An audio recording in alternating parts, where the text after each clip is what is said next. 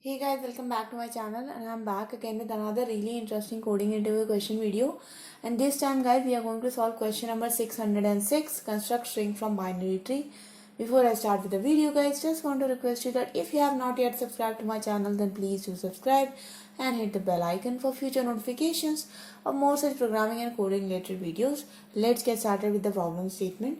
So basically guys, we are given a root of a binary tree and we want to construct which is having some parenthesis and the integer values, and the values are definitely the values of the node, and we have to return that string such that we have traversed our tree in a pre-order traversal. And what is the pre-order traversal? Pre-order traversal is the traversal when we print the root node first, then we print the left subtree, and then we print the right subtree. Okay. Now, omit all the empty parenthesis pairs that do not affect the one-to-one mapping relationship between the string and the original binary tree. So basically guys, what does this mean? Let's see, in this example, we have got our root node 1. So obviously in the string, I first print 1. Then the left subtree traversal gets started, in which the root node of the left subtree is 2. So because it is a new subtree, so we start with the parenthesis now. And this parenthesis then captures the first node, which is 2. And after 2, we again go into the left subtree because it's not yet completed. And when you go into the furthermore, you will get another node which is 4. So we open another parenthesis because this is the subtree of node 2, right? So we open another parenthesis. And finally 4 turns out to be a leaf node. So whenever we reach a point when the tree is over, or when it is completely finished, when we have reached the leaf nodes, we close the parenthesis.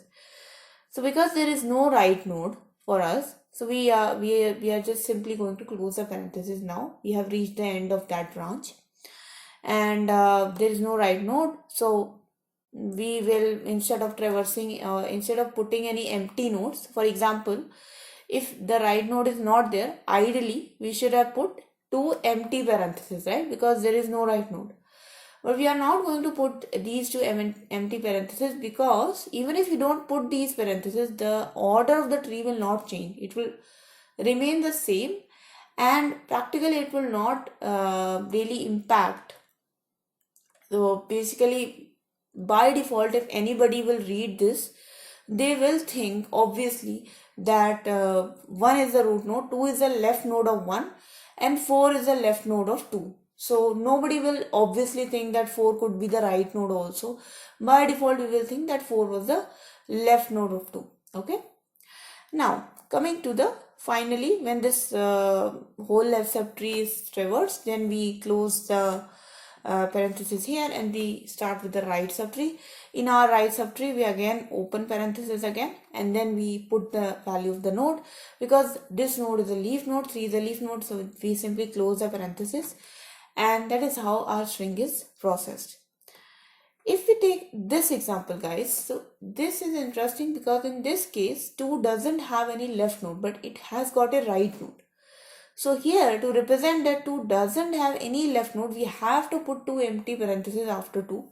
Because if we don't put them, we omit them, then anybody who is writing this tree from this string might assume that 4 was the left node of 2, not the right node. So that's why guys, it's important to put those parentheses which are representing the left node to be empty, instead of those which are representing the right node to be empty. Okay. Now, the constraints are that the number of nodes in the tree is in the range from 1 to 10 to the power 4, and the value goes from minus 1000 to plus 1000. So as this is a typical pre-order traversal question guys, we are going to use the recursive manner of solving the pre-order traversal, and let's get started with the coding now. Okay. So the first thing in any recursive code is our base statement, right? So our base statement, the first thing is that if the root node is null, let's see, I don't have a tree, I have a root node which is null, then I can simply return a empty string, because if the root node itself is null, there are no subtrees to process. In another scenario, let's say if I have got a node which is a leaf node, right? So if the left value is also null and the root dot right is also equals to null. In that case, we just have to return the root dot value. We don't have any subtrees, so we don't really have to open any parenthesis or close any parenthesis. We can simply return the value of the node. And to create a string, I have just appended empty string to it just so that we return a string. But what is the case scenario when we have got a right node which is null? Let's say my left node is present, but my right node is null. So if my right node is null, then I am only going to process the left subtree and close the bracket and not open any empty parenthesis for my right subtree. So what I'm going to return, I'm just going to say root.val and then append only my left subtree. But to append the left subtree, first I have to open a parenthesis and then call the left tree traversal.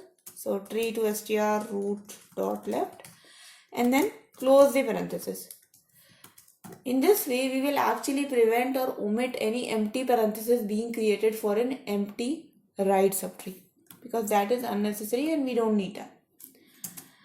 And in the end, if any of these conditions doesn't work, then what we have to do, then we have to do the original primary way, in which we first print our root value, then we open a bracket, and then we process our left subtree value.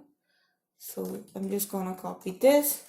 Then we are going to close the parenthesis, and then we are going to open the parenthesis again, and this time we are going to traverse our right subtree, and finally when the right subtree is traversed, we are going to close the parenthesis and return our string.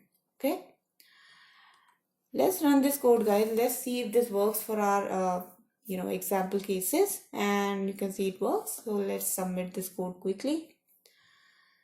Okay, so it is successfully submitted, guys. Now talking about the time complexity. So the time complexity for this solution is definitely going to be order of n, guys, because we are doing a traversal of a tree, and if a tree is having n nodes, then obviously we need n iterations, n recursions, and it is going to take n time complexity. Now talking about the space complexity. So the space complexity for this particular solution is also going to be order of n, guys, because what we are doing is we are going to do a recursive call for left node and right node, right?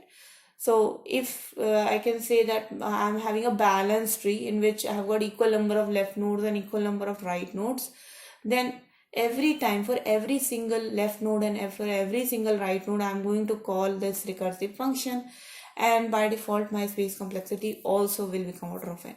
Okay. So that was the solution, guys. I hope you guys like the solution. I hope your coding practice became a little bit better with this. If you do like this solution, guys, then please do not forget to like this video and share this video with your friends. Write down in the comment section below anything you want to say to me. All feedback, suggestions are definitely welcome. And please do subscribe to my channel, guys.